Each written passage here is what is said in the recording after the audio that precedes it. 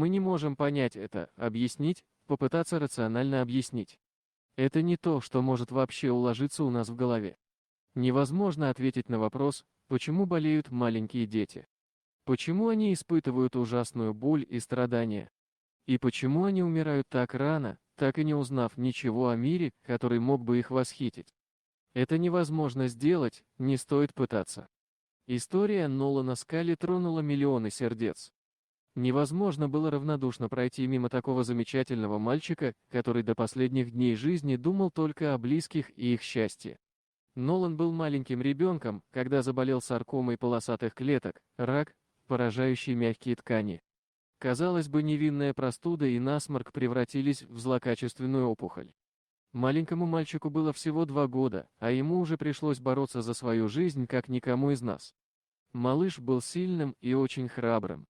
Он хотел стать полицейским, а потом столкнулся со своей болезнью.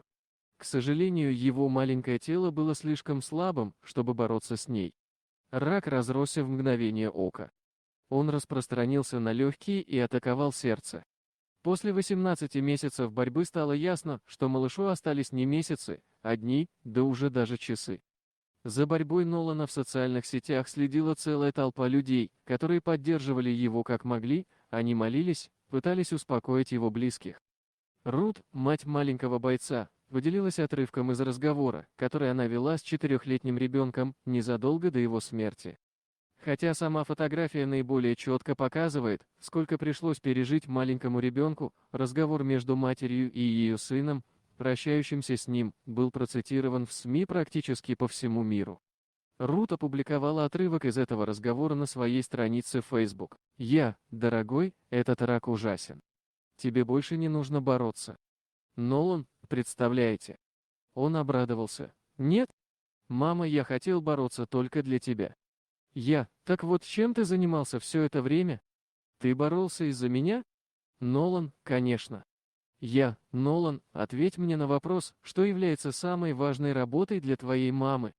Нолан, она меня защищает. Милый, я больше не могу этого делать. Единственный способ защитить тебя и прекратить эту боль – это небеса, мое сердце просто разорвалось. Нолан, тогда я уйду на небеса и буду играть там до твоего прихода. Ты ведь придешь ко мне?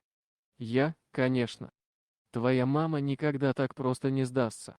На следующий день Рут решила, что заберет сына домой. Но он не согласился, он предпочел остаться в больнице. Следующие 36 часов они провели вместе, просматривая видео на YouTube, играя в игры и просто разговаривая. Во время одного из таких разговоров 4-летний малыш сказал маме, что хочет, чтобы его запомнили как офицера полиции. Потом Рут попросила у мальчика минутку для себя, она очень сильно устала и хотела принять душ. Она обещала, что ее не будет всего пару секунд. Нолан улыбнулся и, конечно, разрешил. Когда она вышла из ванной, медицинский персонал стоял над 4-летним ребенком. Со слезами на глазах врачи сообщили, что Нолан впал в кому. Его сон уже был очень глубоким. Его правое легкое почти разрушилось. Мальчик просто уходил из жизни. В ужасе Рут быстро подбежала к своему ребенку, обняла его теплыми руками и приложила ладонь к его щеке. Потом произошло небольшое чудо. Мой ангел вздохнул, открыл глаза, улыбнулся мне и сказал: «Я очень люблю тебя, мама». Он откинул голову и в 23:54 покинул нас навсегда, пишет его мама в Facebook. Женщина закончила свой пост очень личным признанием, она призналась, что теперь она боится ходить в душ. Когда Нолан был жив, он хотел все время быть с ней. Обычно он ложился на коврик в ванной и ждал, когда мама вернется к нему. Сегодня ковер пуст, а милый сын ждет свою маму на небесах. Как он и обещал ей в их последнем разговоре. Дорогие друзья, если вам понравилось видео, поставьте лайк, а также подписывайтесь на канал, где найдете еще много интересного.